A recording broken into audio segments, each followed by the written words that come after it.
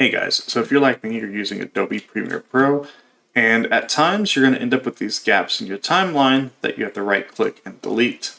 And there's no real simple way to get rid of them. You're supposed to be able to select everything, go to sequence, and go to close gap. They added it a while back, but it doesn't actually work, as you can clearly see. So the easiest solution that I have found is actually come over here to the rectangle tool, put a rectangle out on your screen anywhere at all. And what you're wanting to do is fill in your entire timeline with that rectangle. Now bring up your timeline to that and then back down again. And then now you're stuck with all of these gaps right here. And you're going to select all the gaps, right click, ripple delete. And you just got rid of every single gap in your timeline. I hope this video helps you guys out. And if you want some more videos like this, let me know, and I'll make some more little tips and tricks videos for Adobe Premiere or DaVinci Resolve. I use both of them.